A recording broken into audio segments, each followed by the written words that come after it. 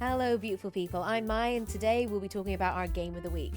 Now what's Game of the Week, you say? Well, it's a series I'm starting where I will be choosing a game I've been playing a lot recently and chatting about it.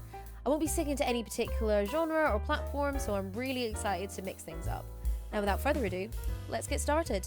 Now today we're talking about Cozy Grove. Some of you outside of the wholesome scene might have missed this one, but I'm really glad that I didn't.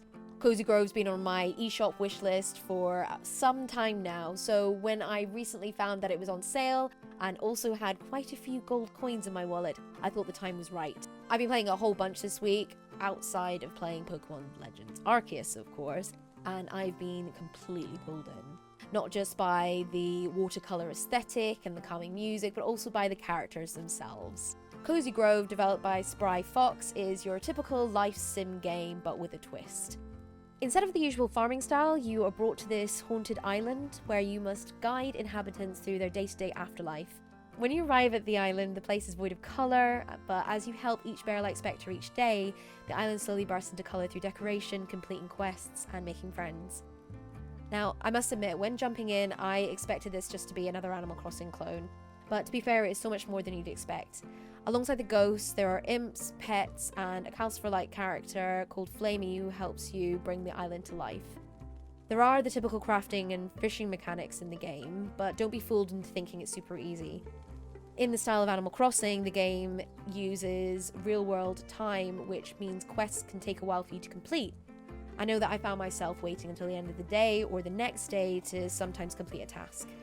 A nice surprise that I found with one of the mechanics, for once, is the fishing.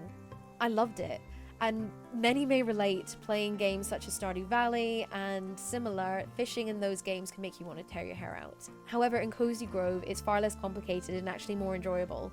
As you continue throughout the game, collect materials, fish, and rummage through leaf piles, you will soon find your inventory stacked with goodies. You can either choose to upgrade your tent, or sell everything off, or even head over to the beach where you will find a seaworthy ghost called Captain Billweather Snout.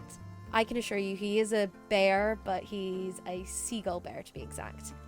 Now, Captain Snout is a collector of all things weird and wonderful, and whenever you donate to him any eligible items, he'll give you a reward, which is very gratifying to say the least. So far, out of all the characters I've encountered, Jeremy, Gruffle, or Darla O'Hare have been my favourites so far. I think my face when meeting Darla is evident enough. But to sum up the game in short would be incredibly difficult as it has so much to offer. At times it's somber, charming, weird, and just lovingly wholesome. Unlike Animal Crossing and other typical life sims, Cozy Grove focuses more on the story progression. And if you haven't done so already, I couldn't recommend this game more. Cozy Grove to me feels like a warm blanket I can snuggle into after a heavy session of Pokemon or just a long day of work. As you can see, I've been playing this on Nintendo Switch, but it is also available on Apple Arcade, Xbox, PlayStation, and Steam. If you like the video, why not tap that like button and give the channel a cheeky little subscribe. It's free. You'll also know when I've posted a video too, which is pretty handy. If you've played the game, why not comment below and let us know what you thought of Cozy Grove, and if you haven't, let us know if you'll be picking it up. In the meantime, thank you so much for watching. Have a good one. Bye!